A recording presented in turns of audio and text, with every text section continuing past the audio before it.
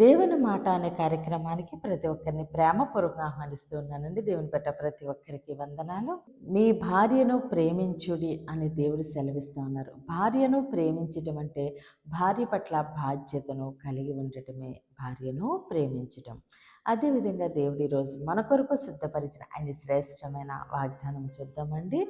2 కొరింథీయులు 9వ అధ్యాయము 10వ వచనము 2వ భాగంగా చూద్దామండి.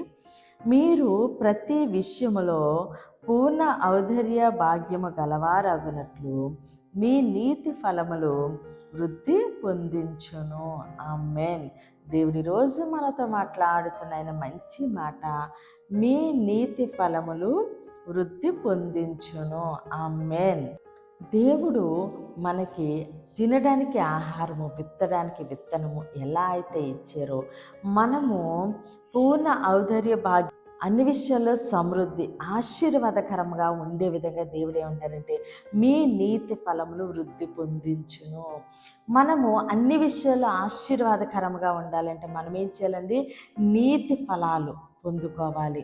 అంటే మనము ప్రార్థనా విత్తనాలు వేసినప్పుడు, మనము దేవుని నామానికి మహిమకరంగా జీవించినప్పుడు, ఆయన మాటకి లోబడినప్పుడు, ఆయన చిత్తానుసారంగా మనము జీవించినప్పుడు మనము నీతి ఫలాలు ఫలిస్తూ ఉంటాము.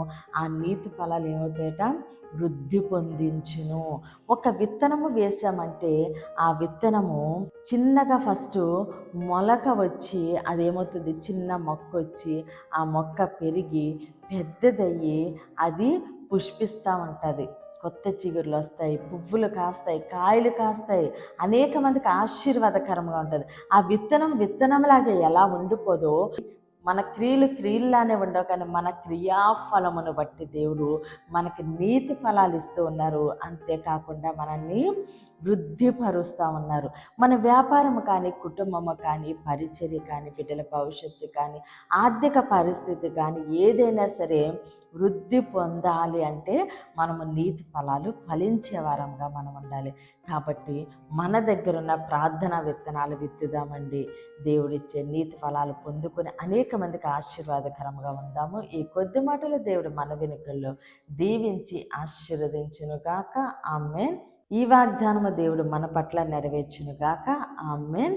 దేవుడు మిమ్మల్ని, మీ కుటుంబాన్ని దీవించి ఆశీర్వదించునుగాక. ఆమేన్. విడుదలిచ్చు మాట, స్వస్థపరచు మాట, దేవుని